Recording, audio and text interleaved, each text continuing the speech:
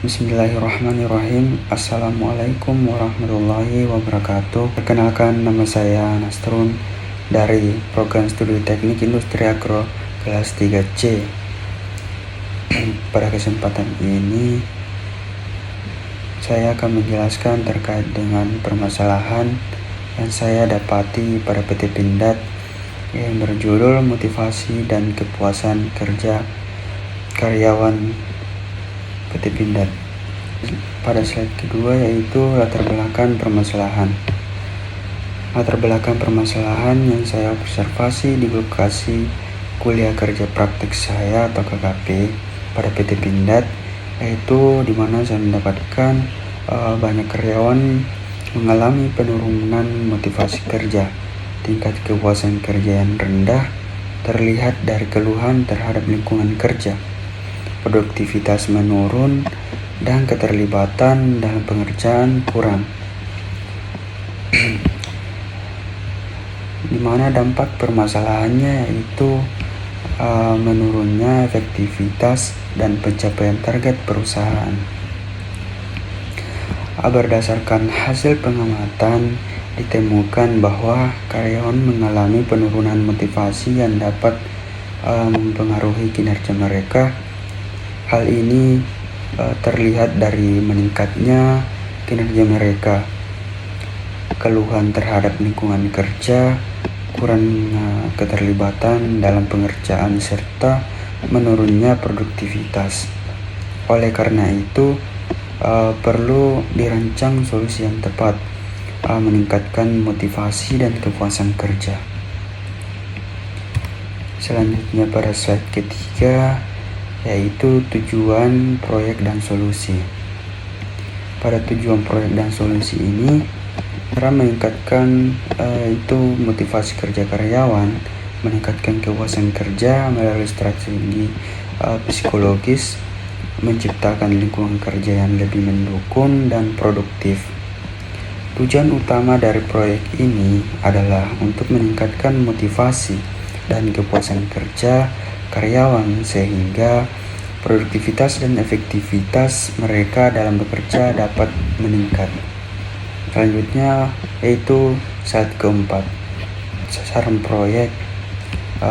Pada sasaran proyek ini ada dua target, yaitu antara lain target utama, di mana karyawan di lokasi kuliah kerja praktik saya yang mengalami motivasi kerja rendah. Target tambahan yaitu pihak manajemen dalam upaya menciptakan lingkungan kerja yang lebih baik. Proyek ini menargetkan karyawan yang mengalami penurunan motivasi kerja, pihak manajemen yang berperan dalam menciptakan lingkungan kerja yang mendukung. Selanjutnya pada slide kelima, yaitu metode atau pendekatan yang digunakan.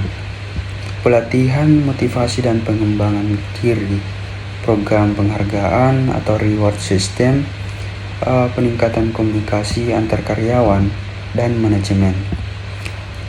Pendekatan yang digunakan meliputi pelatihan untuk peningkatan motivasi, pemberian penghargaan bagi yang berprestasi, serta membangun komunikasi yang lebih efektif antara karyawan dan manajemen.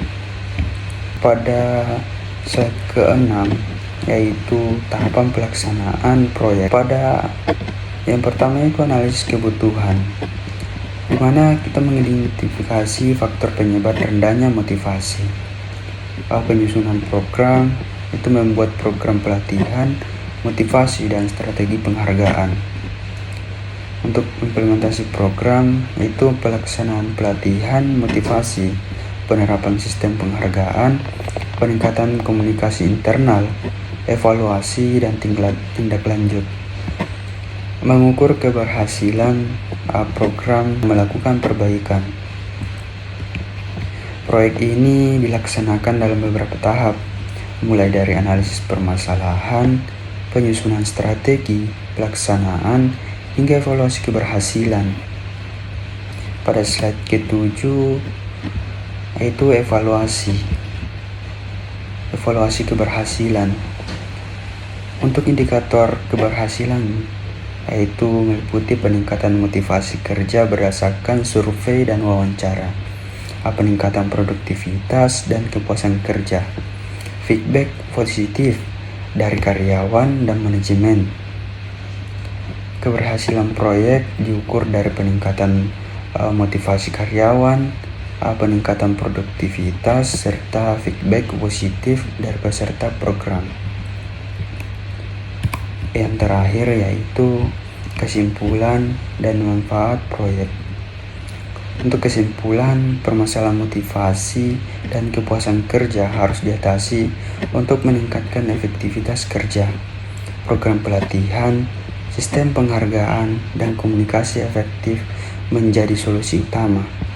Dan untuk manfaat, meningkatkan semangat kerja karyawan, menciptakan lingkungan kerja yang lebih baik, meningkatkan pencapaian target perusahaan.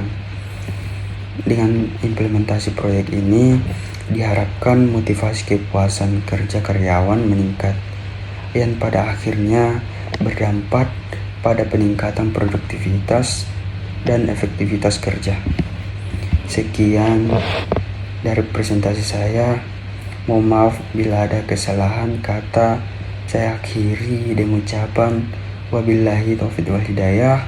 Wassalamualaikum warahmatullahi wabarakatuh.